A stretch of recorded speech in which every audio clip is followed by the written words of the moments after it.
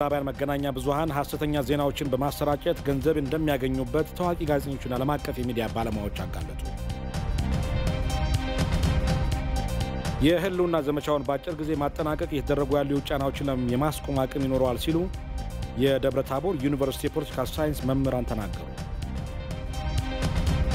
በተጨማሪም የሀገርን ክብርና ሉዓላዊነት ከሁሉ በላይ መሆኑን ልጆቻቸውን ወደ ግንባር የላኩ የዲላ ከተማ ነዋሪዎች እናቶች ስለመግለጻቸው የተመለከተ ዘገባ ማካተናል። ጤና ይስጥልን በድጋሜ እንደምንዋላችሁ 7 ሰዓት ሆኗል። ከኢትዮጵያ ቴሌቪዥን የሰዓቱን ዜና ነው መሰለ ገብሮት ነው። በብርቱ ክንድ በጸና ልቦና ለድል በሚገሰግስ መንፈስ የኢትዮጵያን አሸናፊነት እናበስራለን ሲሉ ጠቅላይ ሚኒስትር አብይ አህመድ ገለጹ። ጠቅላይ ሚኒስትሩ በፌስቡክ ገጻቸው የምንታወክበትን ወቅት ሳንታወክ ማለፍ የብሔራዊ ጽናት ምልክት ነው ሲሉ መልእክታቸውን አስተላልፈዋል። በብዙ አቅጣጫዎች እየተፈተኑ ያሉት ጠቅላይ ሚኒስትር አብይ አህመድ ፈተናውን የምናልፍበት ጥንካሬያችን የጀመርነውን ጉዞ እውን ለማድረግ ካለን የጋራ ፍላጎት የሚመነጭ ነው ሲሉ ገልጸዋል። ወደ ኋላ የሚጎተን ቢበዛም በብርቱ ክንድ በጸና ልቦና ለድል በሚገሰግስ መንፈስ የኢትዮጵያን አሸናፊነት እናበስራለን ሲሉ ጠቅላይ ሚኒስትር አብይ አህመድ በፌስቡክ ገጻቸው መልእክታቸውን አስፍረዋል።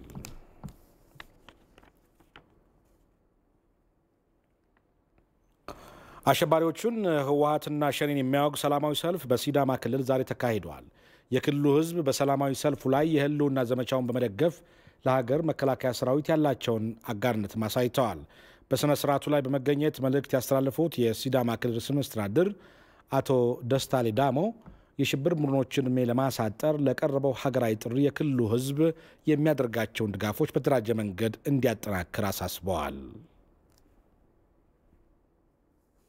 ይህንን አሸባሪ ጁንታና ተላላኪዎቻቸውን በቃ ልንለው ስለሚገባ ህዝባዊ ማዕበል መፍጠር አስፈላጊ ሆነዋል። በዚህ ሁኔታ በየአካባቢው ህዝብ ይህንን ሁኔታ ተረድቶ በንቃት ተነስቶ መብቱን በጉልበቱ እንዲያረጋግጥ፣ ነፃነቱን በጉልበቱ እንዲያረጋግጥ በዚህ መልኩ የተለኮሰ መሆኑን ለማብሰርና የታጠቅን የተዘጋጀን ወደ ግንባር በመትመም አንዳንዶቻችን ስልጠናም ወስደን ስልጠና ያለንንም ቀድመን ተገኝተን ጀግናው የመከላከያ ሰራዊታችን ጎን ቆመን ሌሎቻችን በደጀን ድጋፍ በመስጠት ቁስለኛ በማንሳት እዛው ለምደንና ታጥቀን ለመፋለም ጁንታውን ወደ ኋላ እንዲመለስ ሳይሆን በገባበት ቦታ እንዲቀበር በማድረግ እንዳይነሳ አከርካሪውን መተን ዘላቂ የሀገራችን ሰላም ለማረጋገጥ ዛሬ ስራ ተከፋፍለን ተነስተናል። በሌላ ዜና ደግሞ የአዲስ አበባ ነዋሪዎችና መላው ኢትዮጵያውያን ሀገራቸው የገጠማትን ፈተና ለመቀልበስ የውጭ ጣልቃ ገብነትን ፈጽሞ እንደማይሹ ትላንትና ባካሄዱት ሰልፍ አረጋግጠዋል። አሸባሪዎቹ ህወሓትና ሸኔን ለማውገዝ ባካሄዱት ህዝባዊ ሰልፍም አንዳንድ የምዕራባውያን ሀገራትና መገናኛ ብዙሃን የሚያደርጉትን ሀገር የማፍረስ ጥረት እንዲያቆሙ አሳስበዋል። የመራደም ተጨማሪ ዘገባ አለው። የኢትዮጵያ አንድነትና ጥንካሬዋ የማይዋጥላቸው የውጭ ኃይሎች ተከባለች በሚል ሐሰተኛ መረጃዎችን ያሰራጩባት አዲስ አበባን ጨምሮ በመላው ኢትዮጵያ ባካሄዱት ህዝባዊ ሰልፍ ኢትዮጵያውያን አሁንም ለአሸባሪዎቹ ቦታ እንደሌላቸው አሳይተዋል። የአሸባሪዎቹን ህወሓትና ሸኔ ሀገር የማፍረስ ሴራን እንዲሁም የነሱን ሐሰተኛ ፕሮፓጋንዳ የሚያሰራጩ የውጭ ኃይሎችን ኢትዮጵያውያን ባወገዙበት ህዝባዊ ሰልፋቸውም ነገሩ ስለ ሀገራቸው ህልውና ነውና ከወጣቶችም ባሻገር አካል ጉዳተኞች ህፃናትና አዛውንቶችም ከሰልፉ አልቀሩም። በተለይም የውጭ ኃይሎች በተላላኪዎቻቸው አማካኝነት የኢትዮጵያን ህልውና በመፈታተን የሚያደርጉትን ጥረት እንዲያቆሙና እንደ CNN፣ ቢቢሲና ሌሎች የሐሰት ዘገባዎችን በመስራት የተጠመዱ የምዕራባውያን መገናኛ ብዙሃን ከድርጊታቸው እንዲታቀቡ ሲሉ ኢትዮጵያውያን ባካሄዱት ሰልፍ ላይ መልእክታቸውን በግልጽ አስተላልፈዋል። በኢትዮጵያዊነታችን ድርድር እንደሌለን የዓለም መንግስታትም እንዲያየን ነው እዚህ በጧት ተነስተን የመጣ ነው። ወደፊትም ነገም ከነጎዲያም አገራችንን ኢትዮጵያን አስከብረናት እንኖራለን። በአሜሪካንም በምዕራባውያን ሀገር የሚደረግብንን ጫና ለመቃወም ነው የወጣ ነው። ለመጠፋፋት ሲፈላለጉ አመታትን ያሳለፉት አሸባሪዎቹ ህወሓትና ሸኔ አሁን ላይ ኢትዮጵያን በማፍረስ የራሳቸውን ፍላጎት ለማሳካት የሴራ ስምምነትን ቢፈጽሙም ሀገርን የማፍረስ ሴራቸው ግን ካለማንም የውጭ ጣልቃ ገብነት በኢትዮጵያውያን ሀገር ወዳድ ብርቱ ልጆች የጋራ ጥረት እንደሚቀለበስ መሙን ነው።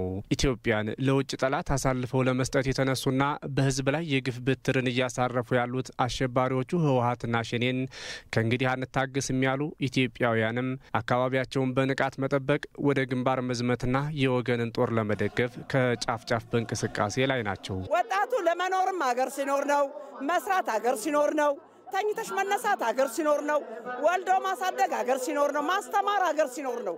ይሄ ከሌለ መኖር የለም።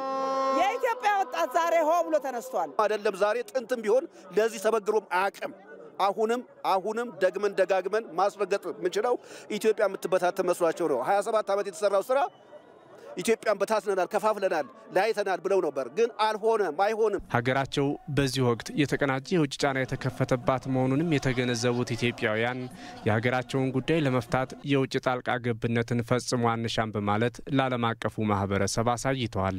እናም በታሪክ አጋጣሚዎች ሁሉ የሚፈተን እንጂ የማይወድቅ አንድነት ያላት ኢትዮጵያ አሁን በገጠማት የህልውና አደጋም ትፈተን ይሆናል እንጂ በቁርጥ ቀን ልጆቿ መስዋዕትነት ታሪክ አድርገው አልፋ ጠንካራ ሀገርነቷን ማረጋገጥ ግን አይቀሬ እውነታዋ ነው። በሳምንቱ የተካሄዱ ህዝባዊ ሰልፎች ኢትዮጵያውያን በሀገራቸው ሉዓላዊነትና ህልውና በአንድነት መቆማቸውን ያሳዩበት መሆኑን በኢትዮጵያ ቴሌቪዥን ቀይ መስመር ፕሮግራም ላይ ውይይት ያደረጉ የመንግስት የሥራ ኃላፊዎች ገለጹ። የውጭ ሚዲያዎች ከአሸባሪዎች ህወሓትና ሸኔ ሀገር የማፍረስ ድብቅ ሴራን ለማስፈጸም የሚያሰራጩትን የሐሰት ፕሮፓጋንዳ ህዝቡ የሚገባ ማውገዙም ተናግረዋል። ጌታቸው ባልጃ ኢትዮጵያዊነት ለኛ ሲነጋ ባንዳው መሸበር ጁንታው መሸበር አሸባሪዎቹ ህወሓትና ሸኔ ሀገር ለማፍረስ የሚያደርጉትን መፍጨርጨር መላ ኢትዮጵያውያን በአራቱም ማዕዘኖች በአንድ ድምጽ አደባባይ ወጥተው ተቃውመዋል። እነዚህን አሸባሪ ቡድኖች የሚጋልቡ የውጭ ኃይሎችና ሚዲያዎቻቸው እጃቸውን ከኢትዮጵያ ላይ እንዲያነሱም ነው አዲስ አበባን ጨምሮ በተለያዩ የሀገሪቱ አካባቢዎች ህዝቡ ድምጹን ያሰማው። በዚሁ ጉዳይ ላይ በኢትዮጵያ ቴሌቪዥን ቀይ መስመር ፕሮግራም ላይ ውይይት ያደረጉ የመንግስት የሥራ ኃላፊዎችም በሰልፎቹ ህዝቡ ለሀገሩ ሉዓላዊነትና ህልውና በአንድነት መቆሙን ያሳየበት መሆኑን ተናግረዋል። መላው ኢትዮጵያውያን ኢትዮጵያን የማዳን እና መነሳሳት በመካከላቸው ያለውን አንድነት ስለዚህ ለሀገር ሉዓላዊነትና ክብር መስዋዕትነት ለመክፈል ያላቸውን ዝግጁነት ለማረጋገጥ ይህንን ደግሞ ለነዚህ አሸባሪ ኃይሎችን በአንድ በኩል በሌላው በኩል ደግሞ የነሱን ላኪዎችንም ጭምርና እዚህ የአየር ላይ ያለውን ፕሮፓጋንዳን በሚመለከት ለምሳሌ አንድ ባነሳ አዲስ አበባ ተከባለች፣ እዚህና እዚህ እንደዚህ ደርሷል የሚል ነገር ነው የምትመለከተው። ስለዚህ አዲስ አበባና መላው ኢትዮጵያ የተከበበችው ኢትዮጵያን በማዳን ዘመቻ ላይ መሆናቸውን ነው ይሄ ሰልፍ ያመላከተ። አሸባሪዎቹ ህወሓትና ሸኔ የህዝቡንና የመከላከያ ሰራዊቱን አጸፋ መቋቋም ሲያቅታቸው የውጭ ሚዲያዎችን እንደ ፕሮፓጋንዳ መሳሪያ እየተጠቀሙ መሆኑንም የሥራ ኃላፊዎቹ አንስተዋል። ህዝቡ ባደረገው ሰልፍም የውጭ ሚዲያዎችን ሴራ በሚገባ ማውገዙን የተናገሩት ይሄ ሲኤንኤን ኢፌክት የሚባል ኢቭን በተመራማሪዎች ራሱ የሚጠቀስ ነገር አለ። ሀገራትን ለማፈራረስ የሚጠቀሙበት የሚዲያ ዘመቻ በሚዲያ የአንድን ሀገር መንግስት የአንድን ሀገር ህዝብ ስነልቦና ላይ ጦርነት መክፈት ያ ነው የሆነው። ህወሓት እንደፈለጉት ሊሄድላቸው ስላልቻለ ስለማያስብ እነሱ ያሰቡለት የሞከሩት ነገር ስላልተሳካ ያደረጉት ነገር ምንድነው? ህዝብ ማህበራዊ ቀውስ እንዲፈጠር እንዲሸበር የሆነ መረጋጋት እንዳይኖር በዛ ውስጥ ህዝብና መንግስት ህዝብና የጸጥታ አካላት መተማመን እንዳይኖር ያ ነበር የተፈለገው። ግን ያው ሰልፉም ላይ እንዳየው ባለፉት 3 ቀናትም ኢትዮጵያውያን በማህበራዊ ሚዲያም በተለያዩ መንገዶችም ድምጻቸውን ለማሰማት እንደሞከሩት ሁሉም ነገር ሰላም ሆኖ የመከላከያ ሰራዊታችንም ሌሎች የጸጥታ አካላትም ህግ የማስከበር ዘመቻውን የማረጋጋት ዘመቻውን ቀጥለውበት ሁሉ ነገር አሁን መልኩን ይዞ እየቀጠለ ነው ያለው። በህዝባዊ ሰልፎቹ የኢትዮጵያውያን አንድነት የተንጸባረቀበት ይህም ለዘመናት የቆየና ቀጣይነት ያለው መሆኑ የተረጋገጠበት ነው ብለዋል ተወያዮቹ። ኢትዮጵያ ስትወረድና ኢትዮጵያውያን ነጻነታቸውና ክብራቸው ሲነካ አንደኛ ቁጥር ልዩነቶቻቸው ሳይሆን ያንን ክብራቸውና ነጻነታቸውን መመለስ እንደሆነ በእነሱ መካከል ያለው አንድነት ክብረትና ከአለት የጠነከረ መሆኑን ያሳዩበት ሰልፍ ስለሆነ እጅግ በጣም ውጤታማ ሰልፍ ነው ብሎ መውሰድ ይቻላል።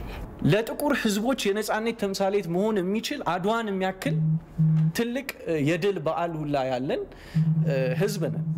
እንደዚህ አይነት ህዝብ ላይ መጣ ዝም ብለ ረብሻን ሽብር ነስተህ ልታሸንፍ አትችልም በታሪክም ከዚህ በፊት ተደርጓል ግን ያንን ተመሳሳይ ነገሩላ ኢቭን እንደዚህ ሶሻል ሚዲያ ባልነበረበት ጊዜ ራሱ በሚዲያዎችና በተለያየ መንገድ የሚነዛ ፕሮፓጋንዳ ወይም ደግሞ የሽብር ወሬ ራሱ ተሻግሮ ሀገር አቆሞ እዚህ ያደረሰ ትውልድ የነበረበት ሀገር ነው አሁንም ያ ነው ያለው ያ እሴት ሊጠፋ አይችልም በፈለገ የፖለቲካ መስቀልቅሎሽ ውስጥ ብናልፍ እንኳን ያ እሴት ሊጠፋ አይችልም አሁንም እሱ ነው ያየን ያለ ነው ደመቀ ዳግም ኢትዮጵያዊነት ለኛ ሲነጋ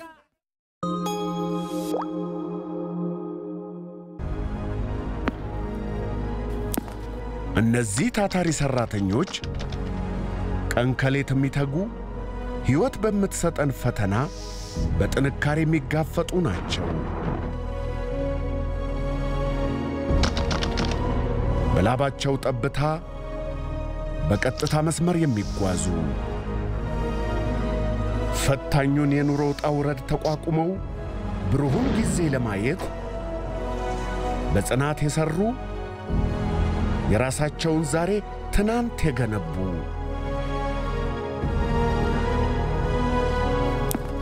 ድካማቸው ፍሬ እንዲያፈራ ጥረታቸው በጥሪት እንዲታገዝ የማሸነፊያው ቁልፍ ከኛ ጋር ነው እርሶስ ምን ያህል ይቆጥባሉ የኢትዮጵያ ንግድ ባንክ ነገን የተሻለ ለማድረግ ዛሬን እንቆጥብ ይላል የኢትዮጵያ ንግድ ባንክ ሁሌም የሚተማመኑበት ባንክ ዜናዎቻችን እንደቀጠሉ ናቸው የዓለም አቀፍ ሚዲያዎች ዓላማ ሐሰተኛ መረጃዎችን በማስተጋባትና ኢትዮጵያን ጫና ውስጥ በመክተት በሚዲያዎቻቸው ካፈረሷቸው ሀገራት ተርታ ኢትዮጵያን መመደብ ነው ይህንን የተደራጀ ዘመቻ በመርዳትም ህዝቡ የበለጠ አንድነቱን ማጠናከርና የውጭ ጫናዎችን መመከት ይጠበቅበታል ተመስገን ሽፈራው በዚህ ጉዳይ ያጠናቀረው ዘገባ አለ ኢትዮጵያንና ኢትዮጵያውያንን ለማስከበር በምዕራቡ ዓለም ሀገራት የሚታየው ፍላጎት በሚዲያዎቻቸው ፊት አውራሪነት ቀጥሏል የኢትዮጵያ መንግስት የገባበትን ሀገር የማዳን ኢትዮጵያን የማስቀጠል ዘመቻ ችላ በማለት የሽብር ቡድኑ አፍ በመሆን ኢትዮጵያን በዓለም አቀፍ ማህበረሰብ ዘንድ በተሳሳተ መረጃ ሆን ተብለው በሚመረቱ የውሸት ወሬዎች በተደራጀ መልኩ የምዕራቡ ዓለም ሚዲያዎች ኢትዮጵያን ማሳጣት የኢትዮጵያን መንግስት ማብጠልጠልን ተያይዘውታል ለአብነትም ባለፈው ሳምንት የምዕራቡ ዓለም ሚዲያዎች ለኢትዮጵያ ጉዳይ የሰጡትን ሽፋን ማየቱ በቂ ነው ሚዲያዎቹ የኢትዮጵያን ጉዳይ የሚዘግቡበትን መንገድ ሀገር የማዳን ዘመቻውን የሚያወሩበት ሂደት ከሳምንቱ ለ3 ቀናት ብቻ የሰሯትን ስራ ላይ የዳሰሳ ቅኝት ያደረጉ ኢትዮጵያ እንዳስቀመጡት ከሰኞ እስከ ሮብ ከሰዓት 5 ዓለም አቀፍ ሚዲያዎች ማለትም CNN BBC አልጀዚራ ፍራንስ 24 እና አሶሺየትድ ፕሬስ በጥቅሉ 72 ዘገባዎችን ሰርቷል የተቀናጀ ዘመቻ በሚመስል መልኩ በአንድ አይነት ቅኝት የኢትዮጵያን ጉዳይ የሚያስተጋቡት ሚዲያዎቹ የሽብር ቡድኑን ኃጢያት በፌደራል መንግስቱ ላይ ያላከኩ ሀገር የማዳን ዘመቻውን ያልተገባ ትርጉም እየሰጡት የምዕራቡ ዓለም ሀገራት የሚሹትን ኢትዮጵያን ጫና ውስጥ የመክተትና የማዋከብ ስራ እየሰሩ ነው ይህ ደግሞ የምዕራቡ ዓለም ሀገራት ማጥፋት የሚፈልጉትን ሀገርና ማሸማቀቅ የሚፈልጉት መንግስት ሲኖር የሚጠቀሙበት የተለመደ አካሄዳቸው ነው ይህንኑ የምዕራቡ ዓለም ሚዲያዎችን አካሄድ በተመለከተ የውጭ ጉዳይ ሚኒስትር ዴኤታ አምባሳደር ሬድዋን ሁሴን በትዊተር ገጻቸው አንዳንድ ዓለም አቀፍ መገናኛ ብዙሃን በኢትዮጵያ ላይ በማታለልና በመዋሸት ዜና የሚሰሩበት አዝማሚያ ስር እየሰደደ መምጣቱን ኮንነው መልእክት አስተላልፏል ሚኒስትር ዴኤታው በመልእክታቸው ሚዲያዎቹ ከዚህ አፍራሽ ሚናቸው እንዲመለሱና የመገናኛ ብዙሃኑ ዘገባ ሚዛናዊና ኃላፊነት የተሞላበት መሆን እንደሚገባው አሳስቧል የኢትዮጵያ መገናኛ ብዙሃን ባለሙያዎች ማህበርም የዓለም አቀፉ ሚዲያ በኢትዮጵያ ላይ እየሰራ ያለውን ስራ አስመልክቶ ባወጣው መግለጫ የተዛቡ ትክክለኛ የጋዜጠኝነት መርህን ያልተከተሉ የሀገር ሉዓላዊነትና የህዝቦችን አንድነት አደጋ ውስጥ የሚጥሉ ብሎም የፖለቲካ ውግንና የሚታይባቸው ዘገባዎችን አጥብቆ ኮንኗል የምዕራቡ ዓለም በኢትዮጵያ ላይ የከፈተው ጫና ኢትዮጵያን የማዳከም ቢቻላቸው ኢትዮጵያን የማፍረስ ስውር ተልዕኮ ያዘ የሶሪያና የየመንን እጣጦስ ይዞ የሚዞር እንደሆነ በመረዳት ህዝቡ አንድነቱን የበለጠ ማጠናከር ይገባዋል አንዳንድ የምዕራባውያን መገናኛ ብዙሃን ሐሰተኛ ዜናዎችን በማሰራጨት ገንዘብ እንደሚያገኙበት ታዋቂ ጋዜጠኞችና ዓለም አቀፍ የሚዲያ ባለሙያዎች አጋለጡ። CNN ከሰሞኑ አዲስ አበባ ተከባለች ብሎ ያሰራጨው ዘገባ ፍጹም ሐሰት መሆኑን አካባቢዎችን በመቃኘት ማረጋገጣቸውንም ጋዜጠኞቹ ተናግረዋል። ንብረት የተሆነ የምዕራባውያን የመገናኛ ብዙሃን በኢትዮጵያ ላይ የበሬ ወለድ ዜናዎችን ማሰራጨት ተለምዷዊ ተግባራቸው አድርገውታል። በተለይም CNN የተባለው ግዙፉ የአሜሪካ ቴሌቪዥን ጣቢያ አዲስ አበባ ተከባለች ብሎ የለቀቀው የሐሰት ዜና በርካቶችን እያነጋገረ ነው። የኦሮሚያ ብሮድካስቲንግ ኔትወርክ መሰሉ ጅምብሮችን ለማጥራት ከሰሞኑ በአዲስ አበባና አዳማ አካባቢ ሲዘዋወሩ የነበሩ ታዋቂ ጋዜጠኞችንና ዓለም አቀፍ የሚዲያ ባለሙያዎችን አነጋግሯል። ከአሜሪካ ሲንሰሪ ኦሃዮ የመጣው ከፍተኛ የሚዲያ ባለሙያ ፖል አንደርሰን እንዳሉት ሰዎች ከእውነተኛ ዜና ገንዘብ መስራት ስለማይችሉ ሐሰተኛ ዜናዎች ማሰራጨትን ይመርጣሉ ብሏል።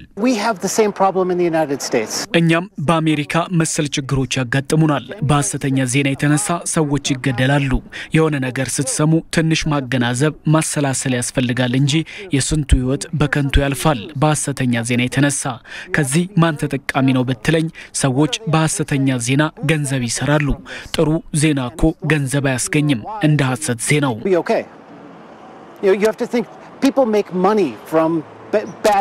ኢትዮጵያንም ተደጋግሞ የሚገጥማት የዚሁ አይነት ሁኔታ መሆኑን የተናገረው ባለሙያው ከሰሞኑ እንኳን አዲስ አበባ ጦርነት አለ፣ ቦምብ ሊፈነዳ ነው ሲባል ነበር። አሁን እዚሁ ነኝ፣ የታለ ቦምቡ በማለት ይጠይቃል። በመጥፎ ዜናዎቹ ንግዳቸውን ይሰራሉ፣ ጥቅማ ጥቅሞቻቸውንም ያግበሰብሱበታል። በአዲስ አበባ ጥሩ ዜና አይሰሩም። እድገትና ልማቷ በዜናዎቻቸው ውስጥ የለም። አንዲት ቦምብ ቢፈነዳ ግን እንደ አክሽን ፊልም አገር ይቀውጡበታል። It's like an action movie. No one would go to a movie without any bombs and bullets. ለአፍሪካም ሆነ ለኢትዮጵያ የመጀመሪያው ጉዞ መሆኑን የሚናገረውና ከዚያው ሲንሰሪ ኦሃዮ የሬዲዮና ቴሌቪዥን ዲዛይነር የሆነው ሬይሞንድ ሚኩሉስ በበኩሉ ስለ ኢትዮጵያ በመገናኛ ብዙሃን የሚወራውና እኔ በአካል ያየሁት ፍጹም የተለያየ ነው ይላል። ካፌዎቹና ምግብ ቤቶቹ እንዲሁም መዝናኛ ፓርኮቹ ብዙ ዞረናል። እንደሚታየው ደግሞ ሰዎች ፓርኮቹን ሞልተው እየተዝናኑ ነው። ምንም የተፈጠረ ነገር የለም። እኛም ነጻነት ተሰምቶን እየተዘዋወርን ነው።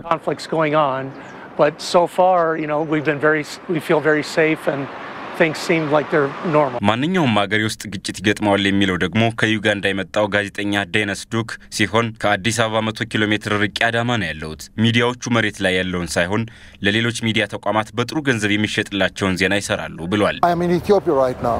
I'm in a town called Adama. አዳማ ነው ያለሁት። በሚዲያዎቹ የተዘገበው ሙሉ በሙሉ መሬት ላይ ካለው እውነታ የራቀ ነው። ብዙዎቻችን የዓለም አቀፍ ጋዜጠኞች ወኪሎችና የትርፍ ሰዓት ጋዜጠኞች ነን። ለነዚህ አይነቶች ጋዜጠኞች ታዲያ አሉታዊ ዜናዎች ናቸው የበለጠ ከሚዲያዎች ገንዘብ የሚያስገኙልን። መሰል ችግሮች በሚያጋጥሙበት ጊዜ ታዲያ መንግስት ትክክለኛ መረጃዎችን ሳያቋርጥ ለዓለም አቀፉ ማህበረሰብ ማሳወቅን መርሳት እንደሌለበትም ይመክራል ጋዜጠኛ ዴኒስ። ለ3 ቀናት ኢትዮጵያ ውስጥ መቆየቱን የሚናገረው ሌላው ዩጋንዳዊ ጋዜጠኛ ዳንኤል ኡታይ እንደሚለውም በእርግጥ ሀገሪቷ በጦርነት ላይ ብትሆንም ጦርነቱ አንድ አካባቢ እንጂ እንደሚናፈሰው ሁሉ ወደ ሌላው አካባቢ ተስፋፍቶ የሚታይ ችግር የለውም ብሏል። I've been here for 3 days now. I have not faced any sort of insecurity. You can see I'm in the middle of the road at night. እንደሚታየኝ ምሽት ላይ ነው ብቻዬን ጎዳና ላይ የምዘዋወረው። ለ3 ቀናትም እዚህ ሀገር ቆይቻለሁ። ብዙ ሚዲያዎች የሚያወሩት ሌላ ነው። እኔ በአካል ተገኝቼ ያየሁት ግን በተቃራኒው ነው። ሰዎች የተለመደ ህይወታቸውን እየመሩ ነው። በእርግጥ እንደማንኛውም አገር ኢትዮጵያም የውስጥ ችግር አጋጥሟታል። ያ ደግሞ አንድ አካባቢ እንጂ ወደ ሌላ ሀገሪቱ ክፍል ተስፋፍቶ የተፈጠረ ችግር አይደለም። እናም ሰዎች በአካል ተገኝተው እውነታውን መመስከር ይኖርባቸዋል። Was painting a different picture from what we actually have on ground. ጋዜጠኞችና የሚዲያ ባለሙያዎቹ ታዲያ በተለይም የሀገር ውስጥ ሚዲያዎች ኢትዮጵያ ምርጥ ታሪክ ያላትና የውስጥ ችግሮቿን በራሷ ፈታ የምትቀጥል ሀገር መሆኗን ከመዘገብ አትቆጠቡ በማለት ምክራቸውን ለግሰዋል። የህልውናውን ዘመቻ በአጭር ጊዜ ማጠናቀቅ የተደረጉ ያሉ የውጫናዎችን የማስቆም አቅም ይኖረዋል ሲሉ የደብረ ታቦር ዩኒቨርሲቲ የፖለቲካል ሳይንስ መምህራን ተናገሩ። የአሸባሪውን ቡድን ተግባር ከማውገዝ የተቆጠቡት አንዳንድ ምዕራባውያን ሀገራት ተላላኪና ታዛዥ የሆነ መንግስት በኢትዮጵያ እንዲፈጠር ከመፈለጋቸው የመነጨ መሆኑን መምህራኑ ገልጸዋል። ሪፖርተራችን ኤልያስ ሹሜ ከደብረ ታቦር ተከታዩን ዘገባ አድርሶናል። የአንዲት ሀገር የመልማትና የማደግ ፍላጎት የዓለም አቀፍ የጸጥታ ስጋት ሆኖ የታየበት በውስጥ ጉዳይሽ ጣልቃ ካልገባን የተባለችው ሉዓላዊት ሀገር ኢትዮጵያ ስለ ኢትዮጵያ በተደጋጋሚ በጸጥታው ጥበቃ ምክር ቤት ሳይቀር ተመክሮበታል። ይህ ስለምን ሆነ ስንል በደብረ ታቦር ዩኒቨርሲቲ የፖለቲካል ሳይንስ መምህራንን ጠይቀናል። መምህር ጣሙ አለሙ ምላሽ አላቸው። ኢትዮጵያ ውስጥ ለምንድነው ትልቅ ፎከስ የሚያደርጉት የሚለው ነገር ስንመለከት የምስራቅ አፍሪካ የጂኦፖለቲክስ ካለው የምስራቅ አፍሪካ ሀገሮች ሞሮፍ የኢትዮጵያ የተሻለ ተጽዕኖ አለው። ስለዚህ የኢትዮጵያ ፖለቲካ ከተቀየረ የምስራቅ አፍሪካ ፖለቲካ ይቀየራል፣ ዜና አፍተር የአፍሪካ ፖለቲካ ይቀየራል የሚል ትልቅ እንትን ያላቸው ታሪኩም እንደዛ ነው የሚያስረዳ። ኢትዮጵያ ጠንካራ ያልተበቀኝ ግዛት ያልተገዛች ሀገር እስከሆነ አሁንም ይፈራሉ፣ ይደነግጣሉ። ኢትዮጵያ ውስጥ የሚደረገው የፖለቲካ ለውጥ ያሳስባቸዋል። ምዕራባውያን በርግጥ የሰብአዊ መብትና ዲሞክራሲያዊ መብቶች ይከበሩ የሚል ሽፋንን ይጠቀሙ እንጂ ጉዳያቸው ኢትዮጵያን በተመለከተ በርግጥ ሰብአዊ መብት ቢሆን ኖሮ አሸባሪው የተነግ ቡድን በአማራና በአፋር ክልሎች ላይ የሰራቸውን ግፍና በደሎች ባወገዙ ነበር። ሂውማን ራይት ክራይሲስ አሁን በአማራ ክልልም ተከስቷል በከፍተኛ ሁኔታ፣ በአፋር ክልልም እንደዚሁ ከፍተኛ ጉዳት እየደረሰ ነው ያለ። ይሄንን ያቃሉ አያቁም አይባልም። የተለያየ መረጃ አላቸው። የኢትዮጵያ መንግስትን በተለያዩ መንገዶች እያሳወቀ ነው ያለው። ነገር ግን ምንድነው አሁንም ከብሔራዊ ጥቅማቸው አንፃር ነገሮችን ስለሚያዩ እንጂ ጉዳቱን ሳይረዱ ቀርተው አይደለም። የትኛው ሀገር ነው የመከላከያ ሰራዊቱን ካጠቃው ለዚያውም አሸባሪ ሆኖ ከተፈረጀ ድርጅት ጋር የሚደራደረው ሲሉም ይጠይቃሉ።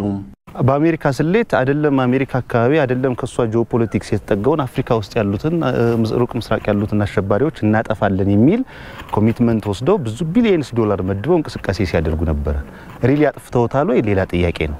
ምዕራባውያን ታዛዥ የሆነ መንግስት በኢትዮጵያ እንዲፈጠር ስለሚፈልጉ ነው በዚህን ያህል ልክ የአሸባሪውን የተነግ ቡድን ጥፋት የሚሸሽጉት ድርጊቱንም የማያወግዙት ሲሉም ይገልጻሉ። አንድ ሉዓላዊ የሆነ ሀገርና አንድ በሽብርተኝነት የተመደበን ኃይል በኩል ደረጃ በኩል ሚዛን ማየቷ በራሱ ይሄ ሆም ብላ እንዲሁ ላለመቀበል ያሰበች በት መንገድ ነው ያለውና ይሄን እውነታን መቀበል አልፈለገችም። በቃ የኢትዮጵያ መንግስት እውነታውን መረዳት አልፈለገችም። አሁን የምዕራቡ ፍላጎት ያንን በህዝብ የተገፋ ድርጅት መልሶ ወደ መንበረ ስልጣን ለማምጣትና የነሱን ፍላጎት ማሳካት ነው ትልቁ ነገር። ኢትዮጵያ አሸባሪውን የተነግ ቡድን ለማጥፋት የጀመረችውን ጦርነት በፍጥነት ማጠናቀቅና በጦርነት የተጎዱትን አካባቢዎች ደግሞ መልሶ ማቋቋም እዚህም እዚያም የሚደረጉ ጫናዎችን ዝም የማስባል አቅም ይኖራቸዋል ሲሉም ተናግረዋል። ለኢቲቪ ዜና ኤልያስ ሹሚ ደብረ ታቦር። አንዳንድ የምዕራባን ሀገራት በኢትዮጵያ ላይ ያደረጉት ያለው ጣልቃ ገብነት ተገቢ ያልሆነና የሀገሪቱን ሉዓላዊነት የሚጋፋ መሆኑን የውጭ ሀገራት ዜጎች ተናገሩ። በዲሞክራሲያዊ መንገድ የተመረጠውን መንግስት በማገዝ እነዚሁ ሀገራት ከታሪካዊ ተጠያቂነት ራሳቸውን ሊያድኑ እንደሚገባም ጥሪ ቀርበዋል። ተስፋዬ ጫኔ አሸባሪው የህወሓት ቡድን የኢትዮጵያን ሉዓላዊነት አደጋ ውስጥ ለማስገባት የሽብር ስራውን አጠናክሮ መቀጠሉን ተከትሎም የሱ የኩይ ሐሳብ አቀንቃኞችም መሰል ስራዎችን በማከናወን ላይ ናቸው። በተለይ ደግሞ የምዕራቡ ዓለም ሀገራትና እነሱ ቀለብ የሚሰፍሩላቸው የመገናኛ ብዙሃን ኢትዮጵያን ለማሸበርና ዓለም ስለ ኢትዮጵያ የተሳሳተ ግንዛቤ እንዲኖረው አበክረው እየሰሩ ይገኛሉ። በሌላ በኩል ደግሞ እውነት የህይወት መንገዳቸው የሆኑ እንደ ፖል ሬኖልድ የመሳሰሉ የውጭ ዜጎች የምዕራቡ ዓለም በኢትዮጵያ ላይ ያደረገ ያለው ጫና ታሪካዊ ስህተት መሆኑን ያስረዳሉ። Boris Johnson, Joe Biden, you are making a colossal mistake in Ethiopia. ቦሪስ ጆንሰን፣ ጆ ባይደን በኢትዮጵያ ጉዳይ ላይ ትልቅ ስህተት እየሰራችሁ ነው። ከጥቅምት 28 ጀምሮ በአዲስ አበባ የሚገኝ ሲሆን ሁሉም ነገር የተረጋጋና ሰላማዊ እንቅስቃሴ ነው ያለው። እንደ እንግሊዝና ሌሎች በርካታ ሀገራት በኢትዮጵያ ጉዳይ ሆን ብላችሁና አጥፊ በሆነ መንገድ በሉዓላዊት ሀገርና አዲስ በተመረጠ መንግስት ላይ ጣልቃ እየገባችሁ ነው። በዚህም ትልቅ ስህተት እየሰራችሁ ነው። ኢትዮጵያ ከአሸባሪው የህወሓት ቡድን ጋር የገባችበት ለአስጨራሽ የሉዓላዊነት ጦርነት በስኬት እንዳይጠናቀቅ የምዕራቡ ዓለም ቤንዚን እያርከፈከፈ ስለመሆኑም ግለሰቡ ትዝብቱን አጋርቷል። You have two options. Number one, you support the democratically elected government in Ethiopia. አሁን ሁለት ምርጫዎች አላችሁ። አንደኛው በዲሞክራሲያዊ መንገድ የተመረጠ መንግስት በመደገፍ ህገ መንግስታዊ ግዴታውን እንዲወጣ ህግና ስርዓትን እንዲያስከብር እንዲሁም ብልጽግናን እንዲያረጋግጥ ማገዝ አለባችሁ። ሁለተኛው ደግሞ የመጀመሪያውን በማድረግ መልካምነትን ማቀንቀን ከተሳናችሁ በቃ ኢትዮጵያን ለኢትዮጵያን ተውላቸው። የ3000 ዓመት ባህልና ታሪክ ባለቤት የሆነ 115 ሚሊዮን ህዝብ የሀገሩን ሉዓላዊነት ለማስከበር በተጠንቀቅ ላይ ይገኛል። እናም አሁን ላይ የምዕራቡ ሀገራት በዲሞክራሲያዊ መንገድ የተመረጠውን የኢትዮጵያ መንግስት በማገዝ የድርሻቸውን ሊወጡ እንደሚገባ አሜሪካዊ ፖል ሬኖልድ ጥሪ አቅርቧል። Ethiopia is watching you. Africa is watching you. The whole world is watching you. ኢትዮጵያ አፍሪካና መላው ዓለም በትዝብት መነጽር እየተመለከታችሁ ነው። የኢትዮጵያን መንግስት በዚህ ሰዓት መደገፍ ካልቻላችሁ ከሚጠበቀው በላይ የደም መፋሰስ ይፈጠራል። ይህ የደም መፋሰስ ደግሞ የእናንተ እጅ እንዳለበት ልታውቁ ይገባል። እውነት ነው፣ ውስብስብ ሊሆን ይችላል፣ ግን ደግሞ ቤንዚን ማርከፍከፉን ትታችሁ እገዛ ካደረጋችሁ ችግሩን መፍታት ይቻላል። ሌላው የቀድሞ የአሜሪካ አፍሪካ ጉዳዮች ረዳት ውጭ ጉዳይ ሚኒስትር ቲቦር ናጂ የህወሓት የሽብር ቡድን ለኢትዮጵያ ቀውስ ጀማሪው ስለመሆኑ ዓለም ሊረዳው ይገባል ብለዋል። አው ትክክለኛው የጦርነቱ ጀማሪ ህወሓት ሲሆን ይህም የሰሜን እዝን በማጥቃት ነበር የጀመረው። ቡድኑ የፌደራል መከላከያ ትግራይን ለማጥቃት ዝግጅት በማድረጉ እርምጃ ወስጃለሁ በሚል ኃላፊነቱ መውሰዱ ይታወቃል። ይህም እውነት የሆነ ሐሰት ወደፊት ታሪክ የሚነግረን ይሆናል።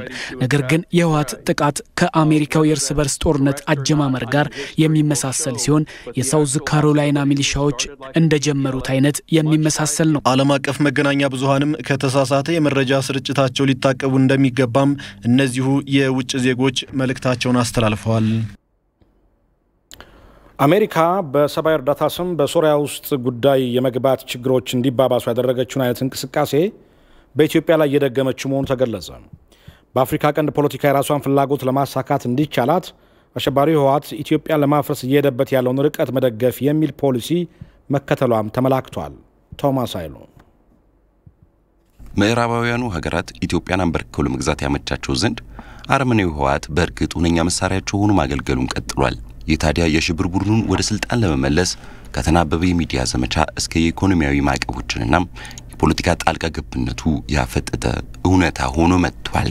ወትሮም ቢሆን በውክልና ጦርነት ትላንት አያላን የነበሩ ሀገራትን በማፈራረስ የሚታወቁት ምዕራባውያኑ ሀገራት በተለይ አሜሪካ ተመሳሳይ ታሪክ እንዲፈጽም የባንዳነት ማሳያ የሆኑ አሸባሪው ህወሓት ተመራጫቸው ሆኖ ቀጥሏል። በዜጎች ሰብአዊ መብት ጥሰት ስም 24 ሰዓት ስለ አሸባሪው ቡድን ሲደሰኩሩ የሚውሉት ሀገራቱ የሽብር ቡድኑ ከማይካድራ እስከ ጭና ከአጋምሳ እስከ ጋሊኮማና ኮምቦልቻ ንጹሃን ዜጎችን የረሸነበትን አጸያፊ ተግባር እንዳላዩ ማለፋቸው ሴራቸውን በቀላሉ ለመረዳት ነብይ መሆን የማይጠይቅም እውነታ ሆኗል።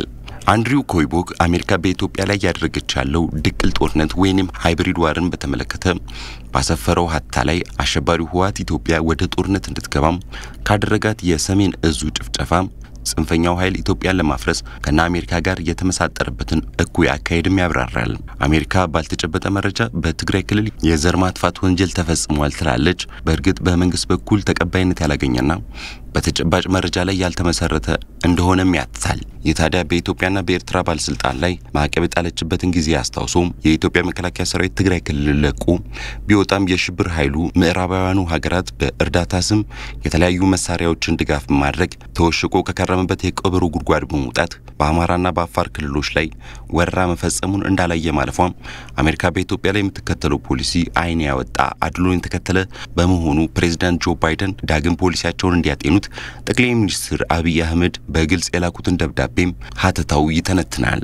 የአሜሪካ ፖሊሲ በአሸባሪው ህወሓት ተጽዕኖ አድራጊዎች ወይንም ሎቢስቶች ስር መውደቁም እንደነ CNN የመሳሰሉ ሐሰተኛ ሚዲያዎች ደግሞ ስመገናናውን የኢትዮጵያ አየር መንገድን ለመክሰስ ከሄዱበት ርቀት እስከ የሽብር ቡድኑን የሚያጀግኑ ሐሰተኛ መረጃዎችን በማጋራት ኢትዮጵያ ላይ ተዘምቷል ይላል። አሜሪካ ከዚህ ቀደም በሰብአዊ እርዳታ ስም በሶሪያ በመግባት ችግሮችን የማባባስና የዜሮ ድምር ፖለቲካዋን ለማሳካት የሄደችበት ርቀቷን በኢትዮጵያ ላይ አሁን እያደረገች ካለው የውስጥ ጉዳዩ ጣልቃ ገብነት ጋር ተመሳሳይነት እንዳለው የገለጸው ጽሑፉም ኢትዮጵያ ከቻይና ጋር ያላት ወዳጅነትም በአሜሪካ የተወደደ ባለመሆኑ ህወሓት ኢትዮጵያን ቢበትንላት ፖለቲካዊ ፍላጎቷን ማሳካት ያስችላታልም ነው የሚለው። ነገሩን በትኩረት ለተከታተለው ኢትዮጵያ ላይ ተጽዕኖ በማሳደር ኢትዮጵያ ከቀጠናው የፖለቲካና ኢኮኖሚያዊ ጨዋታ ገሸሽ ማድረግን ታሳቢ ያደረገ አለፍ ሲል ማቀም የሌላት ለራሷ ጭምር ማትሆን ሀገር እንድትሆን መንገድ ለመጥረግ ታሳቢ ያደረገ መሆኑን በጦማሩ ተመላክቷል። የሽብር ኃይሉ በአፋርና በአማራ ክልል ያደረሰው ግፍ የዘነጋው የአሜሪካው የሰብአዊነት ዲስኩር ቻይናና ራሽያ ለኢትዮጵያ ያደርጉ ያለው ድጋፍ ለፖለቲካው መዘውር ሌላ መልክ ማስይዞታል። በሌላ በኩል የአሜሪካው የአፍሪካ ቀንድ ልዩ መልእክተኛን ጄፍሪ ፌልትስማን በኢትዮጵያ ላይ ያሰበውን አሻጥርና የስጋት ትንተና በተመለከተም በወጣ ጽሁፍ ጄፍሪ ፌልትማን ኢትዮጵያን ስለ ሰላም ለመሸምገል አልመጣም ይልቅስ የውክልና ጦርነቱን ለማስፋፋት መጣ እንጂ በማለት ያትታል። ፌልትማን አዲስ አበባ መጥቶ ከተመለሰ በኋላም ስለ ኢትዮጵያ ያለውን የተሻፈፈ እይታ የሀገሩ ሚዲያዎች በመረጃ ጦርነት የሰሩትን ሐሰተኛ ዘገባ በመመርኮዝም ያትታል። በእርግጥ ፌልትማን ሀገሩ ኢትዮጵያ ላይ የተካሄደ ባለው ድቅል ጦርነት ጋር ግንኙነት እንደሌላቸው ባስመሰል በውሸት ቢናገሩም በኢትዮጵያ የሥርዓት ለውጥ እንዲመጣ ኢትዮጵያንና ኢትዮጵያውያንን እያሸበረ ካለው አሸባሪ ህወሓት ጋር በማበር በእጅጉ የሥርዓት ለውጥ እንዲመጣ ስለመሳተፋቸውም ጽሑፉ አትቷል። በመረጃ ጦርነት ውስጥ ደግሞ ጠቅላይ ሚኒስትር አብይ አህመድን ለማብጠልጠል የተከደበት ድራማዊ ርቀት የአሜሪካ መንግስት ኢትዮጵያና ኤርትራን በመከፋፈል በድቅል ጦርነት የአፍሪካ ቀንድ በአሜሪካ የበላይነት እንዲመራ ለማስቻል ታትረው እየሰሩ ስለመሆኑ በጽሑፉ ተገልጿል። ይህና መሰል መረጃዎችን ለመርዳት ሞከር ታዲያም አሸባሪው ህወሓት የነ አሜሪካ ፈረስ ሆኑ ኢትዮጵያን በመበተን ለፍስፍስ መንግስትን መመስረት የሚለው የምዕራባውያኑ ሀገራትን የቁም ቅዠትን ለማሳካት እየሄዱበት ያለውን አሳፋሪ መንገድ ለመረዳት ያስችላል። አሁን ታዲያ ሀገርን ከጠላቶች መጠበቅ የሁሉም ዜጋ ኃላፊነት ሆኖም ቀጥሏል።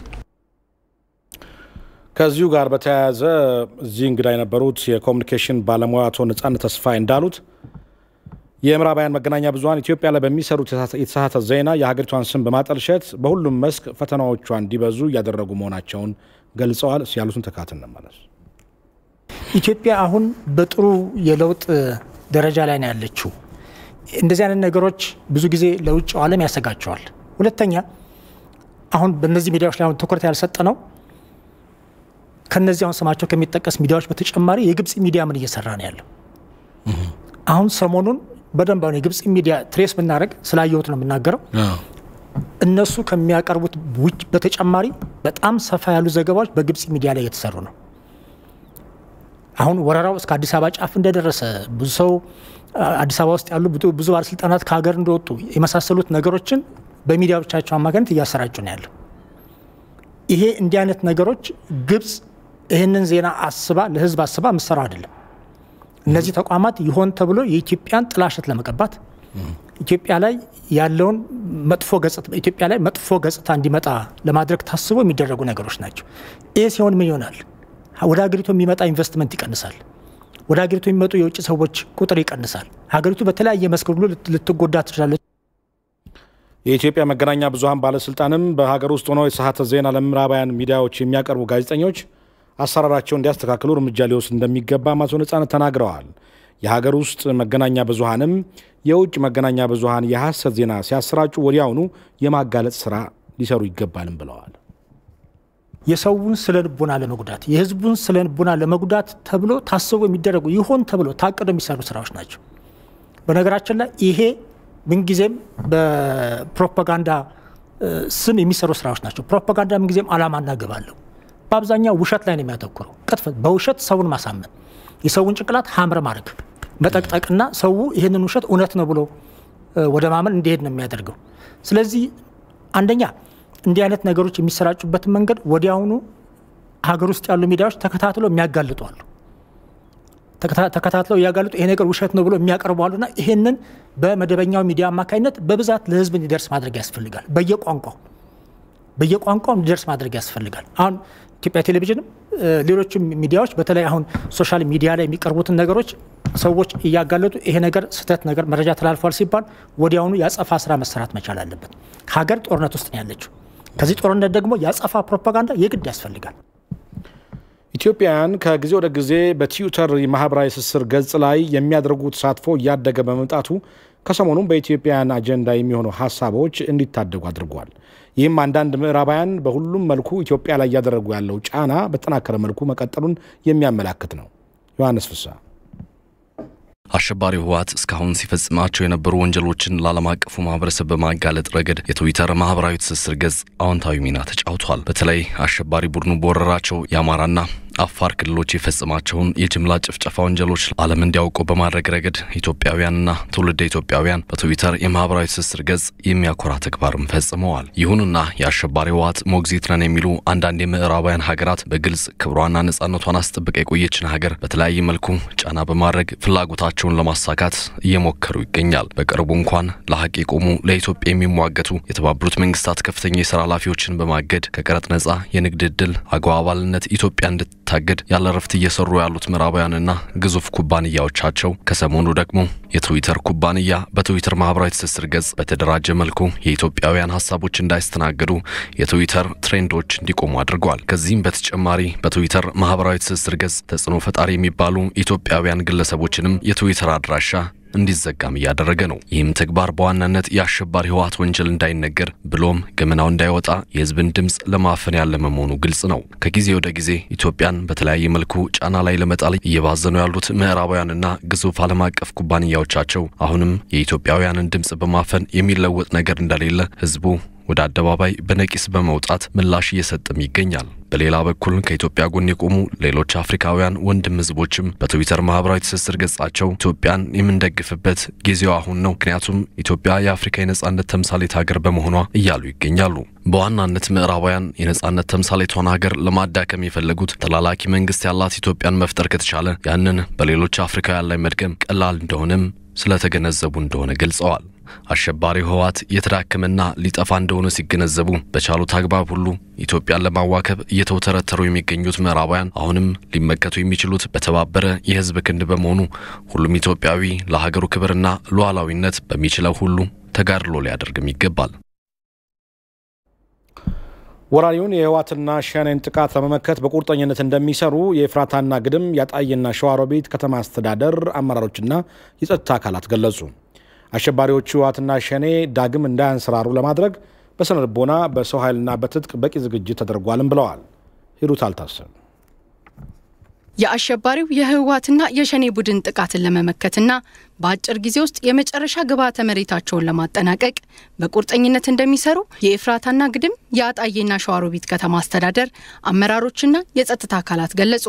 አመራሮቹ የአካባቢያቸውን ነባራዊ ሁኔታ አስመልክተው በሰጡት አስተያየት ህዝባችንን ደጀን በማድረግ ከመላው የጸጥታ መዋቅር ጋር ከአሸባሪዎቹ ህወሓትና ሸኔ የተከፈተብንን ጥቃት ለመመከት በስነ ልቦናም ሆነ በሰው ኃይልና ትጥቅ በቂ ዝግጅት አድርገናል ብለዋል።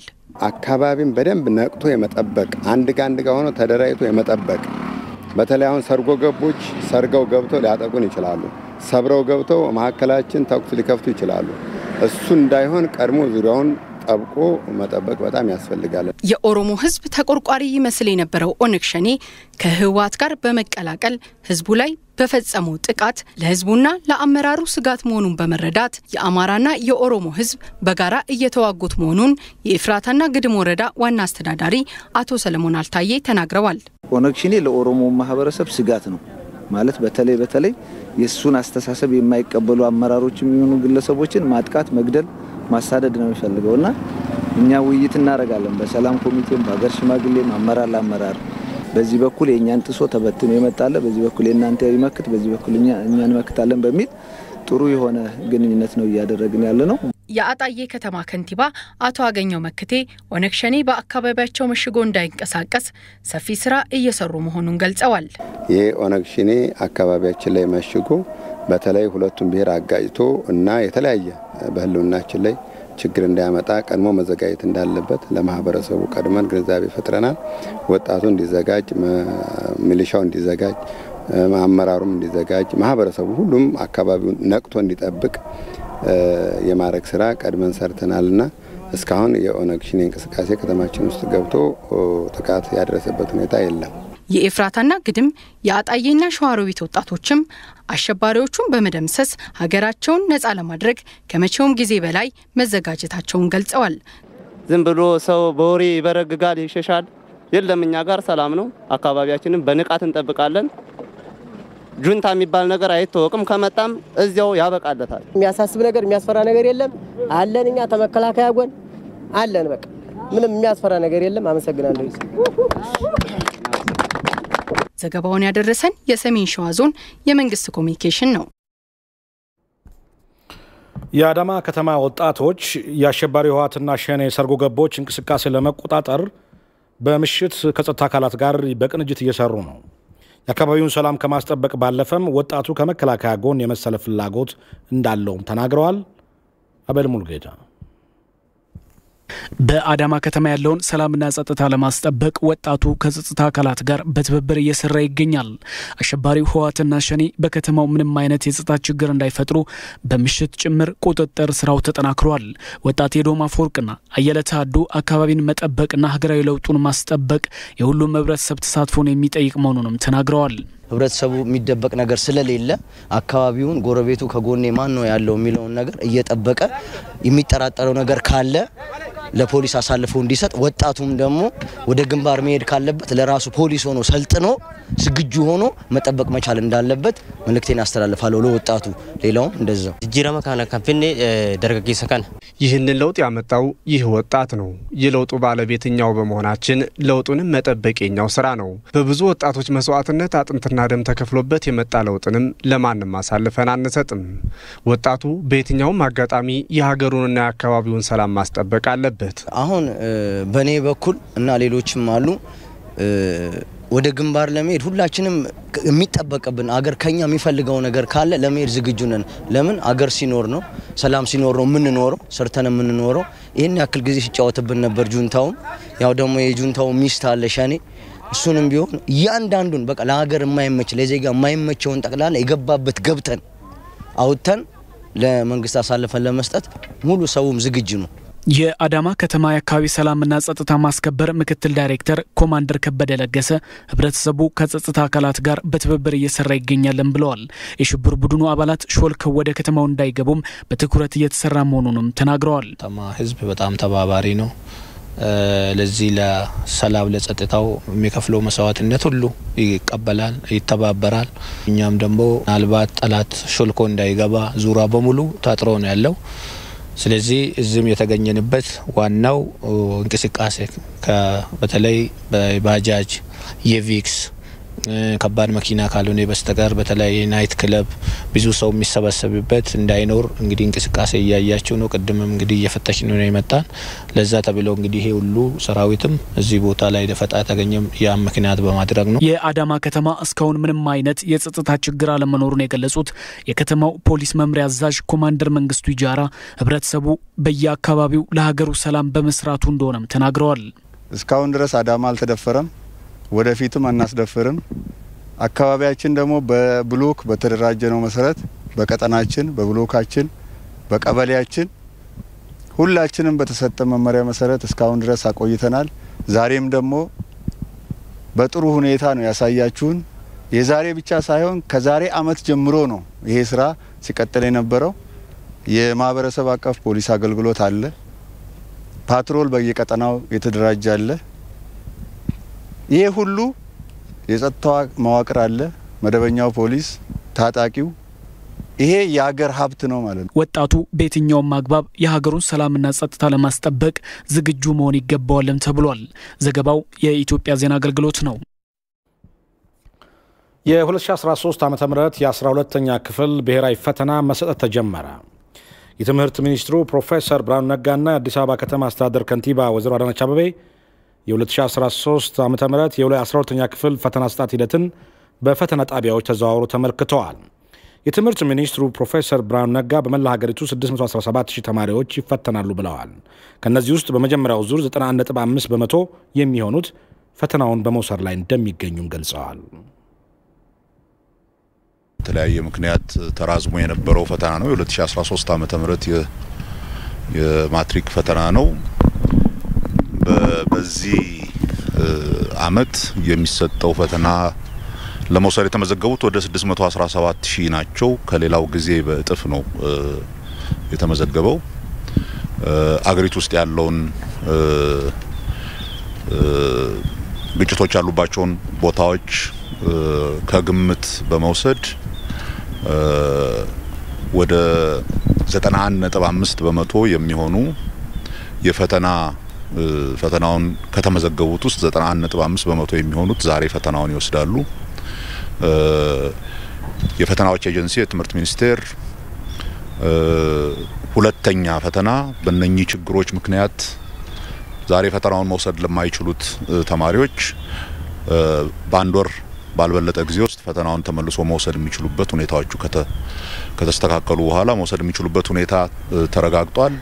ይሄ ፈተና ዛሬ በሁሉም እዚህ ከመምጣቴ በፊት ከሁሉም ፈተናዎቹ ከሚሰጥባቸው ቦታዎች ጋር ግንኙነት ነበረን። ያገኘነው መረጃ ሁሉም ቦታ በአገሪቱ ውስጥ ሁሉም ቦታ በሰላማዊ መንገድ እየተካሄደ እንደሆነ ነው። ይሄ ይቀጥላል ብለን ተስፋ እናደርጋለን። ፈተናው በጥሩ ሁኔታ እየተካሄደ ነው። ይሄ አንድ የሚያሳየው ነገር ይሄ አገር ምን አይነት ጠንካራ አገር እንደሆነ ነው። በእንዲህ አይነት ግጭት ውስጥ ሌላ ስራ ይቆማል ማለት አይደለም። ተማሪዎቻቸውን ፈተናቸውን መውሰድ አለባቸው። የሀገሪቱ ሌሎች ስራዎችም መቀጠል አለባቸው። በዛ ምክንያት በእውነቱኛ በጣም ደስ ብሎናል። ይሄ ፈተና በሰላማዊ መንገድ ተጀምሯል። በሰላማዊ መንገድ ያልቃል ብለን እናስባለን ከ4 ቀን በኋላ። እስከዛ ድረስ በየጊዜው ያለውን ሁኔታ እያየን ነግራቸዋል። ለተማሪዎቻችን መልካም በሁሉም ክልል ላሉ ተማሪዎቻችን መልካም እድል እንመኛለን። በአዲስ አበባ ደረጃም 36401 ተማሪዎች የተፈተኑ እንደሆነ ከንቲባ አዳነች አቤቤ ተናግረዋል። የ12ኛ ክፍል ፈተና አጀማመሩን እያየን ነበር። እጅግ በጣም ሰላማዊ በሆነ ሁኔታ ፈተና ተጀምሯል።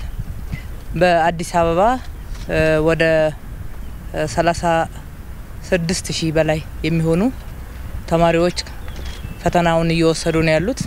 ሰላማዊ ነው። እጅግ ፈተናቸው ላይ ብቻ ትኩረት አድርገው እየተፈተኑ ያሉበትን ሁኔታ ጎብኝተናል። በሁሉም ቦታ ላይ ጥበቃ እየተደረገ ነው ያለው።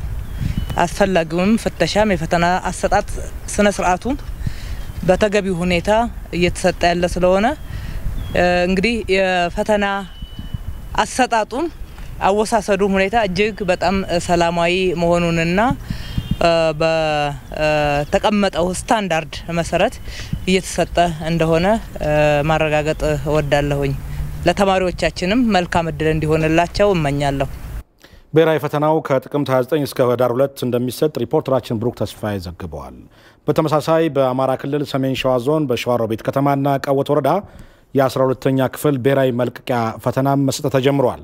በአገር አቀፍ ደረጃ በ2013 ዓ.ም ሊሰጥ የነበረው የ12ኛ ክፍል መልቀቂያ ፈተና በተለያዩ ችግሮች ምክንያት ለ2014 መራዘሙ የሚታወቅ ነው። በዚህ ጉዳይ ላይ ሰለሞን አበጋዝ ከስፍራው ዘገባ አድርሶናል።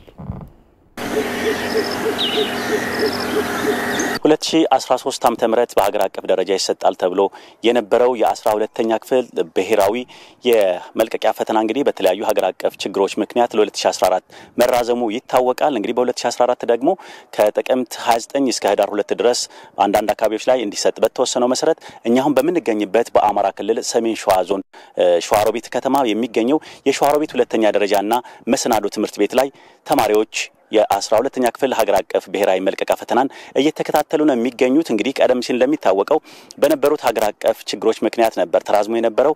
እነዚህ ተማሪዎች እንግዲህ በዚህ በሸዋሮቢት ሁለተኛ ደረጃና መሰናዶ ትምህርት ቤት ፈተና እየተከታተሉ የሚገኙትና መልቀቂያ ፈተናውን 775 የሚሆኑ ተማሪዎች ናቸው። ከነዚህ መካከል እንግዲህ 407ቱ ወንድ ሲሆኑ 368 ደግሞ ሴት ተማሪዎች መሆናቸውን ከሸዋሮቢት ከተማ አስተዳደር ትምህርት ጽሕፈት ቤት ያገኘነው መረጃ ያመለክታል። እንደምታዩት ከኋላ የሚገኘው የዚህ የሸዋሮቢት ሁለተኛ ደረጃና መሰናዶ ትምህርት ቤት ደግሞ በዛሬው ዕለት እንደ አዲስ አበባን ጨምሮ በሌሎች አካባቢዎች ላይ የ12ኛ ክፍል ብሔራዊ መልቀቂያ ፈተናን እየወሰዱ እንዳሉ ተማሪዎች እዚህ በሸዋሮቢት ከተማ የሚገኙ ተማሪዎችም 12ኛ ክፍል ተማሪዎች ማለት ነው እነሱም ፈተናውን እየወሰዱ ነው የሚገኙት። ፈተና ከመውሰዳቸው በፊት ወደ ቅጥር ግቢ ወደ ትምህርት ቤቱ ሲገቡ ጥብቅ ፍተሻ ተደርጎ የተማሪ መለያ ዩኒፎርምን ወይም ደግሞ አልባሳትን መልበሳቸውም ተረጋግጦ ራሳቸውን የሚገልጽ መታወቂያም በትክክል መያዛቸው ተረጋግጦ ነው ወደ መፈተኛ ክፍል የገቡት። እነዚህ ተማሪዎች እንግዲህ በተለይ ሰኔ 2013 ዓ.ም ላይ ትምህርት እንዳበቁ የ2013 የሀገር አቀፍ ፈተናው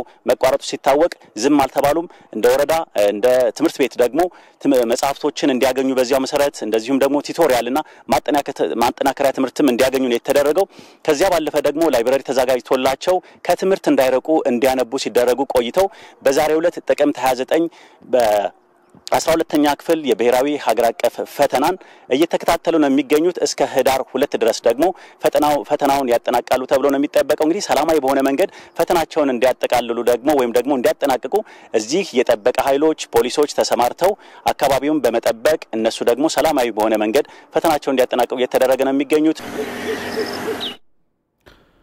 በተጨማሪም የሸዋሮቢት ከተማ አስተዳደር ትምህርት ጽሕፈት ቤት ኃላፊ አቶ ታደሰ በለጠ በከተማው የ12ኛ ክፍል መልቀቂያ ፈተና በሰላማዊ መንገድ እየተካሄደ መሆኑን ለሪፖርተራችን ሰለሞን አበጋዝ ነግረውታል። ያሉትን ተከታትለን እንመለስ።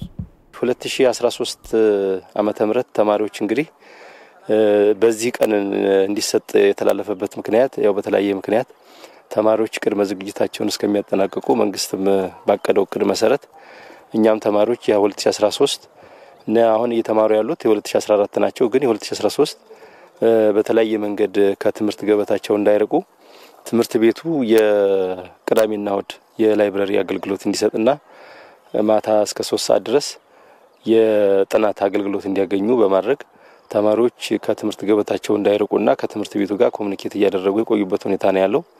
በዛ አግባብ ያው የሰላሙ ጉዳይ የቀጠናችን መሰረታዊ ችግር ያለበት ቢሆንም ነገር ግን እስካሁን ድረስ እስከ ዛሬ ድረስ የመደበኛው መማር ማስተማር ቀጥሏል። ዛሬ ላይ እንግዲህ የፕሮግራሙን ጠብቀን ከመከላከያ ከልዩ ኃይል ከሚሊሻ ከፋኖችን ጎን በመሆን ሰላሙን ስንከታተል ነው የቆየ ነው። ሰላሙን ፍጹም ትክክልና በጥሩ ቁመና ላይ መሆኑን ስናረጋግጥ ለዞናችን የጋራ አድርገን ዞኑም ይሄን እውቅና አግኝቶ በዚህ ቀን እንድንሰጥ ተማምነን ነው ዛሬ ትምህርትና ፈተናው እንዲሰጥ ያደረግነው።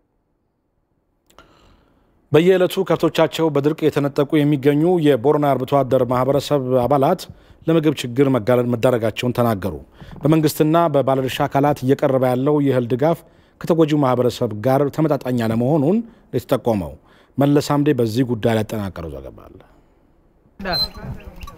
ከብቶች በማርባት የሚተዳደሩት የቦረና አርብቶ አደር ማህበረሰብ በድርቅ ምክንያት ከብቶቻቸውን በማጣታቸው አሁን ላይ ለጉዳት ተዳርገዋል። በድርቁ ጉዳት ከደረሰባቸው አካባቢዎች መካከል ደግሞ የዱብሉቅ ወረዳ አንዷ ናት። አማ ኑ ዋዋቂ በከመለ ዋሞቱማን በከመለ ዋኑ ፊባንንቀም ዋኑ ፊታንንቀም አሁን እኛም ፈጣሪ ካልደረሰልን መንግስት አስፈላጊውን ድጋፍ ካላቀረበልን ምንም መፍትሄ ማበጀት አንችልም። እህል መግዛት አንችልም። ከዚህ ቀደም ራሱን ችሎ የሚኖር ሰው በሙሉ አሁን ችግረኛ ሆነዋል። ድርቁ ሁሉ ነገራችንን ነው ያሳጣን። ወንሚን ዳንቃምነ እንጅርቱ ናማ ጅራሳ ጅራ ማለ ወንሱን ጩፍቲ ሙራስ በእጃችን ላይ ያለውን ተነጥቀናል። የተወሰነ የእህል እርዳታ ቀርቦልን ነበር፣ ነገር ግን በቂ አይደለም።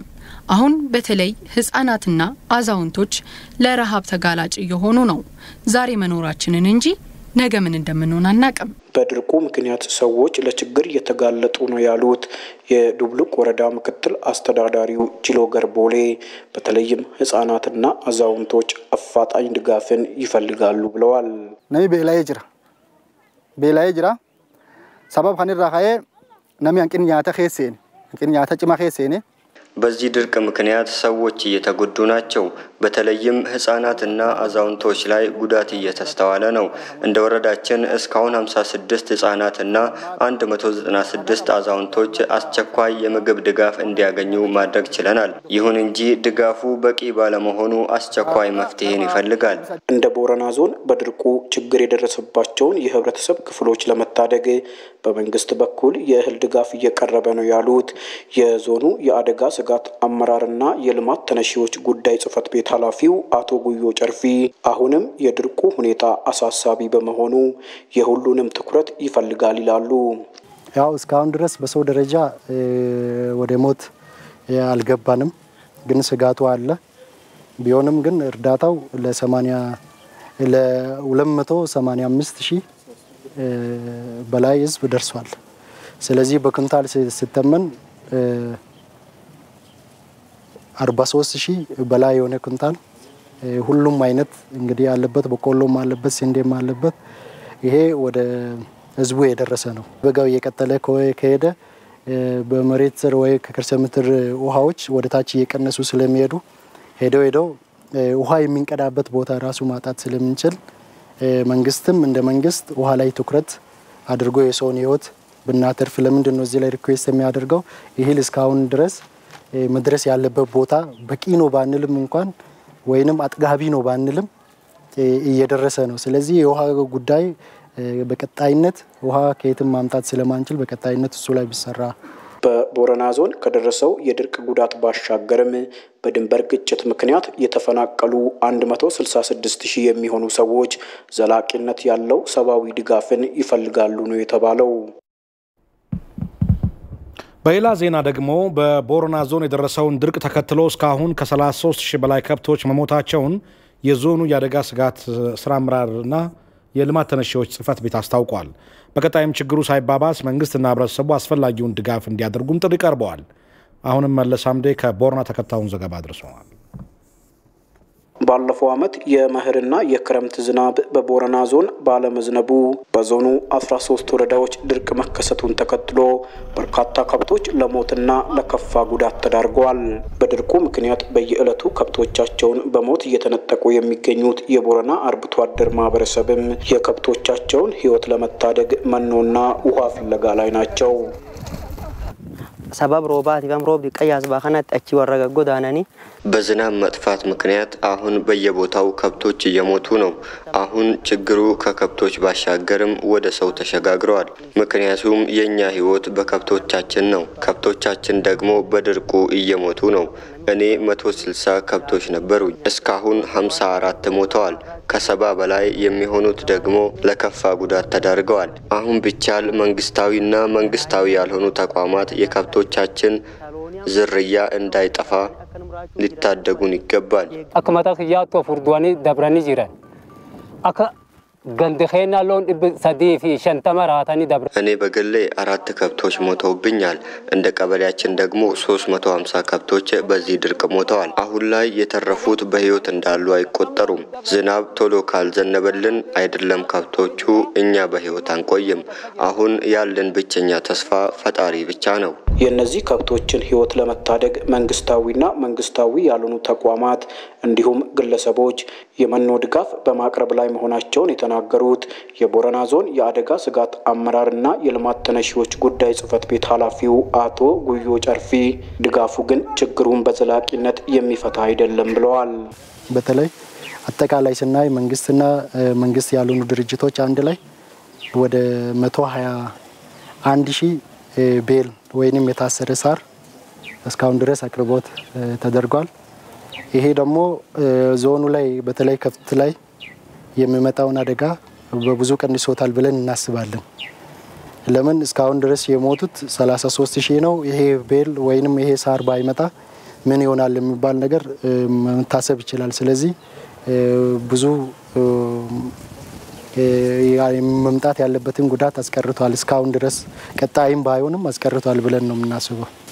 አደጋ ውስጥ ያሉ ከብቶች 66,000 በላይ ናቸው። ቁጥራቸው እንግዲህ በዚህ የሚወሰን አይደለም፣ ቀን በቀን እየጨመረ የሚሄድ ጉዳይ ነው። በቀጣዩ የበጋ ወራት ከዚህ የከፋ የከብቶች ሞት እንዳይከሰትም መንግስትና ባለድርሻ አካላት ድጋፍና ትብብር እንዲያደርጉም ጠይቀዋል።